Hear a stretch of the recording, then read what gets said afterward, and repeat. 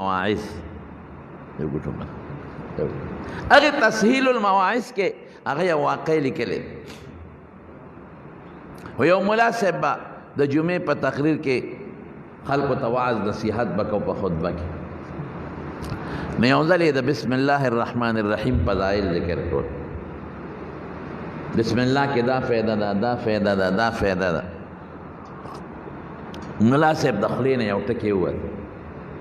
هلکه وایي که څوک بسم الله وایي په دې دریاب د ورزش پې به نه لمدېږي نو د بانډې دا خلک سادهګانې او چې رښتیا خبرې په دې بانډې او د میرو په دې خلکو کې دین لږ ښه مضبوط او پخته وي یو بانډیسي به راته جومات ته ولاړ کې سینو کشتۍ له به مانډګي له پیسې ورکړو هغه چې دا واورېدل استاد یې خدای را سره خو که چې دم دې راته و دا خو چې زم هم کرئ رانه پې کشتۍ والا اخلي چې راځم کرئ اخلي نو چې دې طرف نه سینګ ته او دریاب ته ورسېد وی بسم الله الرحمن الرحیم چوف یې کړې او په دریاب ور روان شو او بالکل پې پورې وخت خپې هم لمده نه شوه اوس چې راځي بسم الله وایي او په دریاب را پورې وځي او چې ځي بسم الله وایي په دریاب پورې وځي نو یو ځل یې دغه خپل استاد جي ملا صاحب له ډوډۍ وکړه چې ما سره به ځي چې مونځو شو دواړه روان شو چې د دریاب غاړې راورسېدل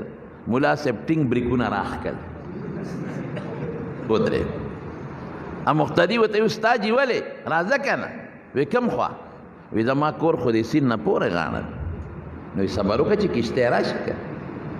بې کشتۍ به څنګه ځو وی استاد جي تا دم نه خولی بسم الله والا هغه دم ووایه راځه پې مونږ غر کې وی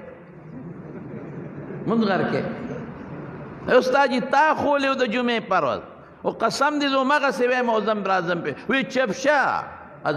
دا زمونږ خولې نه دی وی ما ته یو سړي ټلیفون وکړو څه وظیفه یې غوښته نو ما ورته وظیفه وښوله ما ته وایي ته بیا راله ونه وې او مې زه به اوس تا له وظیفې یو هم ټلیفون کې بل زه به بل څه نه کوم تاسو له به وظیفې وایم مې ډاکټر چې ته دارو لیکي ډاکټر ته چې ته ده و چې دا به راله تو نه خورې مریض تی او دارو بدله ډاکټر خوري بیمار تی وظیفه بدله زه وایم ځکه نو ته مې ډاکټر درته دارو لیکي ورشه او پیس هم نه والي او بیا د دارو په منځ کې چې ډاکټر صاحب ته بیا راله ونه خورئ نه په هغه سټیسکوپ برې دا مازدیګر ووایي چې زه به د ټولو مریضانو دارو به زه خورم بیخ دې زه ناجوړه تی دارو به زه خورم ما ته وی یاره جي زمونږ خو هغه خولې نه دي که نه او خدای پاکه په دې خوله کلمه نه وی درود شریف په نه وی که نه مسلمان نه نجیب وایم نو وظیفه هم پې ووایه که نو هغه ملا صاحب ورته وي زمونږ هغه خولې نه دي مقتدیم سم مقتدي مخکې شه ګنې اوس څانګو کې لاس در کوم هلته په ممبر یو څه وایم هل پې نه کې سره په جګړه شو چې په جګړه شو آخر کې هغه مقتدي ورته وي استاد جي یارېږه ما زه دنه مخکې کېږم او دغه بسم الله وایم که زه یې ډوب کړم مه راځه او که زه یې ډوب نه کړم راځه یاره بس هغه وی خدای راوستې ده هغه مقتدي خو به مخکې نه بلد و بسم الله الرحمن الرحیم او چوف یې کړې او نیخ پې روان دی او استاد جي ته وي راکړه لاس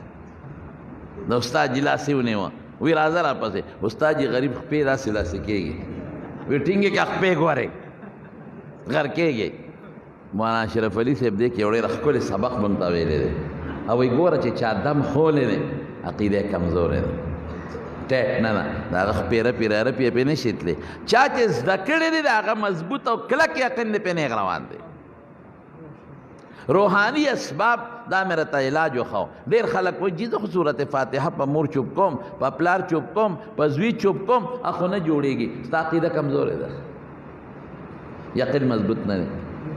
رسول الله مبارک فرمایي آیت الکرسی وایا او چوپ کا خدای به حفاظت کوي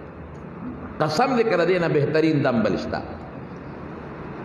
ماسخوتن سملی آیت کرسی وایا چوپ کوا ستا د کور پیغمبر وي پیغمبر خبره که چې څوک شک کوي خو زما په خیال مسلمان به